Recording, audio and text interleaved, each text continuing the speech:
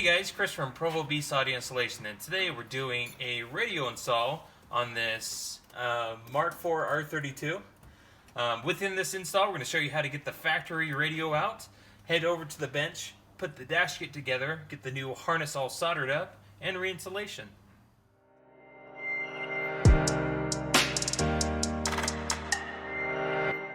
So the first thing we need to do is get this factory radio out. Now, you'll notice, depending on your stereo type, we're going to have these little slots up and around the radio. And generally, the European style stereo keys gets them out. Now, we only have two, so what we're going to have to do is do one side at a time. But as we do get this radio on out, using these stereo keys, you can pop these side panels out. This top piece does pop out as well. Be super careful, everything's held on with clips. So we do have panel tools to assist us here. Now with your stereo keys, basically they're labeled. You got one that says top and one that says top left and top right. So when you put these in, you don't want to push them in too far because all we're doing is releasing the clips inside the actual radio itself.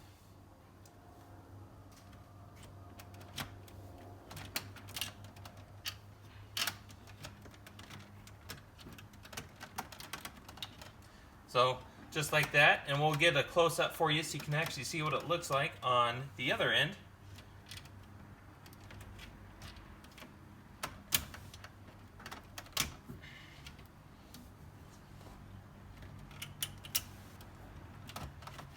Just like so. So when you put in these keys, what this does is you put them in and it depresses this little pin on the inside. You don't want to go too deep. And then all you have to do is push these out and it pulls the pin in, and that allows you to slide the radio out of the factory can. And of course you'll have these little pins on both sides, and these little European stereo keys work perfect for this application. So we're going to go ahead and pull this on out. On the back here, you're going to want to disconnect your harnesses. Now depending on the trim level, you may have more or less. There's a little bit of pressure on the lock here when you push the lock up, and what this will do is go ahead and disconnect the radio. At this point there's nothing that we actually need on the radio, so we're going to set this aside. I suggest keeping these. In the event you sell the car, you can actually put the factory radio back in. Now here in the hatch area, if you pop down this little cover, if you have this beast in here, that means you have the factory amplifier, so we have to be conscious of that. It's not just an easy direct swap in the dash. We need to retain this unless you're going to be pulling this out, bypassing the factory amplifier, and running the speakers directly off the new head unit. So that's your call. We're going to show you in this video as if we're keeping the factory amplifier, just because down the road we are going to be upgrading it, but that's going to be a different video at a later time. So just keep that in mind. We'll show you what harness you'll need in order to retain the Monsoon amp. Provo Beast Audio Installation channel is sponsored by NVX and Sonic Electronics. Get 10% off all speakers, amplifiers, wiring kits, and more with coupon code PBAI at NVX. Also get 5% off all car audio components at Sonic Electronics with coupon code Provo Beast. Okay, so here at the bench we have the parts that we need for the install. We have our main harness that'll actually make everything work and retain your factory amplifier. Now we need the Access XSVI. This will retain the factory amp as well as your accessory on wire, your illumination, parking brake, just other elements that you would not retain if you did not use the little brain box that comes with this. Because this runs on a CAN bus system, everything has to be retained through a little module just like this. So we have our main harness here. And then over here we have our Pioneer harness. We're going with the NVH X2400 NEX. This is the Apple CarPlay version. What we're going to do is basically marry up colors here. This will allow us to have a nice clean factory looking harness. Then we'll tape it up with some Testa tape. Everything's going to be soldered and heat shrink. So let's go ahead and get started. Alright, so here for our wiring harness, what we did is our speaker colors are here, the white, green, gray and purple, matched color for color. We soldered everything on, and then we'll pull these heat shrink tubes up and over our connections and shrink them down. We got our power wire or memory wire, constant 12 volt, that's soldered up.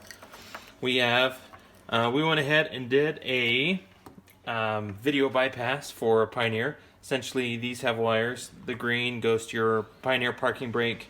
Blue just ties into the amplifier trigger wire, or the blue-white wire, and then ground is a ground. So we tied those in too, and I also left a lead here because we're going to add an amplifier down the road.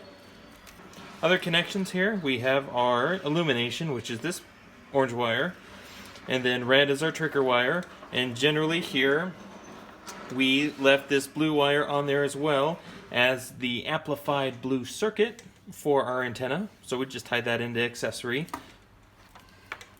Other than that, other ones that we didn't use, the light green is your factory parking brake wire. Since we're doing a bypass, we didn't need that, so we just we're going to cap that off.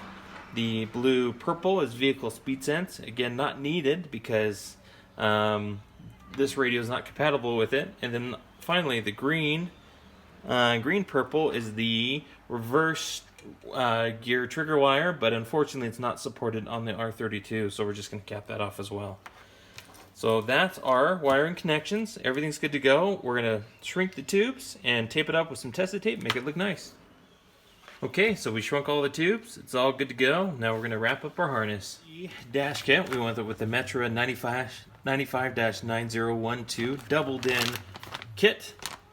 Essentially, this will allow us to just slide this into the factory location, and we're going to use the hardware that came with our radio to get the kit mounted to the radio. Alright, so we got the dash kit on the radio. Now, I'm not a big fan of this dash kit or similar brand of dash kits. I mean, you do get your 2 screws on each side, and all it does is just bounce to there. The radio is held in with pressure, so that you got these pressure clips. So my suggestion is run RCAs, run everything that you need to do before you put this radio in, because once it's in, it's going to be a nightmare to get back out, because it's only held on with pressure. So that's ready to go. Just 4 screws that came with the radio. Got that all mounted up. At this point, let's head over to the car, get our new harness plugged in, get everything wired up, and give it a test. Alright, so we got our main harness. We got that plugged in here. We got our Bluetooth mic plugged in, and up here we got our mic plugged in, went down the A-pillar just up underneath, and then into the stereo cavity here and got it plugged in. Since we don't have steering wheel controls for volume on the steering wheel, we don't need the ASWC1 add-on, so this little harness here will just sit unused here in the dash, so don't worry about that. At the same time, you can check it out. We're doing a 5-channel amplifier video. We got our RCAs plugged in. We're also doing a backup camera. We got that plugged in as well. Remote turn-on wire. We saw that we left that off. We essentially have that for our 5-channel amplifier install video. But other than that, we got everything all plugged in. Now what's new down here in the little dash cavity, if you can see that there, we did an aux and USB. We basically pulled this out. It just held on with 2 screws on the side, so the center console actually just pops on out. Replaced the cigarette lighter power point there with a USB aux input. So that allows us to actually plug right into CarPlay, and we ran it up into the dash, as you can see here, and then aux and USB to the back of the radio. Because essentially that's all you're doing is charging your phone. So we just replaced it and had a dedicated actually USB port there. Other than that, we'll just tuck everything into the dash. Now make sure everything works before you pop this in and clip it in.